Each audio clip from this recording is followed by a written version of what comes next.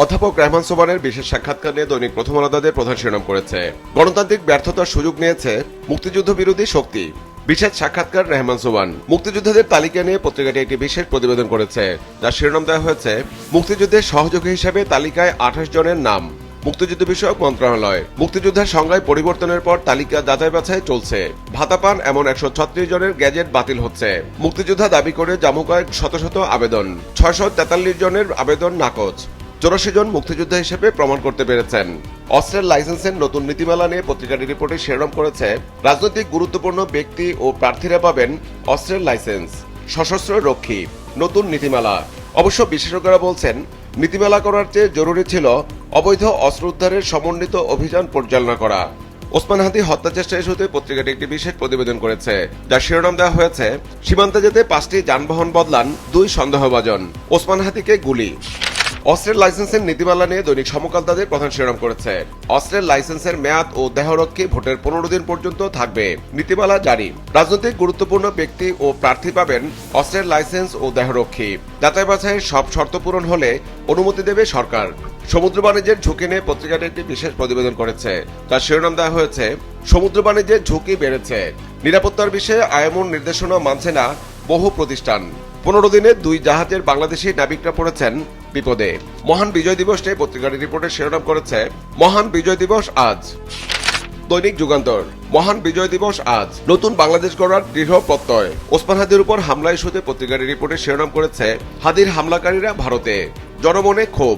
Shooter Faisal পালানোর পর সব সংস্থা সরব। একই ইস্যুতে পত্রিকাটি আরও একটি প্রতিবেদন করেছে উন্নত চিকিৎসার জন্য সিঙ্গাপুরে নেওয়া হলো হাদিকে, ব্যয় বহন করবে সরকার। দৈনিক আমার দেশ। আজ মহান বিজয় দিবস। বাংলাদেশের পথ চলা এখনো নিষ্কণ্টক নয়। শহীদ মিনারে সর্বদলীয় প্রতিরোধ সমাবেশে বক্তাদের বক্তব্য নিয়ে পত্রিকাটি রিপোর্টের শিরোনাম করেছে বাংলাদেশের বিরুদ্ধে যুদ্ধ শুরু করেছে ভারত। ওসমান হাদি ইস্যুতে পত্রিকাটি রিপোর্টের শিরোনাম করেছে সিঙ্গাপুরে ওসমান হাদির চিকিৎসা শুরু। সংক্রমণের ঝুঁকির কারণে বিদেশে পাঠানোর সিদ্ধান্ত। সিঙ্গাপুরে নেয়ার পথে রক্তচাপ কমে গেলেও পরে তা স্বাভাবিক হয়। চিকিৎসার সম্পূর্ণ ব্যয় বহন করবে সরকার। দৈনিক কালের কণ্ঠ। মহান বিজয় দিবস আজ। 336 জনের গ্যাজেট বাতিলের সুপারিশ। মুক্তিযোদ্ধাদের যাচাই বাছাই। লাল মুক্তিবার্তা ও ভারতীয় তালিকায়ও অমুক্তিযোদ্ধা। মুক্তিযোদ্ধা প্রমাণিত নন 643 জন।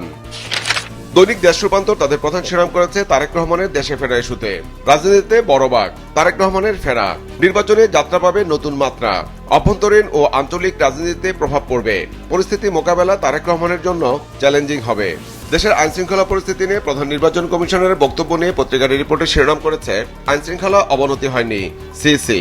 আগ্নেয়াস্ত্রের লাইসেন্স ইস্যুতে পত্রিকাটি রিপোর্টে শিরোনাম করেছে প্রার্থীদের আগ্নেয়াস্ত্রের লাইসেন্স দিতে নীতিমালা জারি। রাজধানীর অপরাধ জগৎ নিয়ে দৈনিক কালবেলা একটি বিশেষ প্রতিবেদন করেছে, যার শিরোনাম দেওয়া হয়েছে ঢাকায় ভয়ঙ্কর 10 শুটার।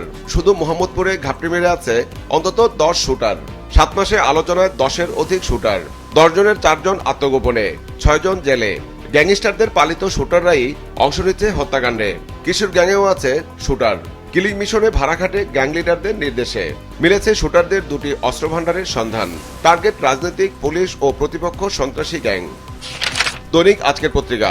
আজ মহান বিজয় দিবস, নতুন প্রত্যাশা জাতির সামনে। হাদি হত্যা চেষ্টা ইস্যুতে পত্রিকাটি রিপোর্টে শিরোনাম করেছে হাদি সিঙ্গাপুরে, হামলার নেপথ্যের ব্যক্তিরা অজানা, হাদিকে হত্যা চেষ্টা।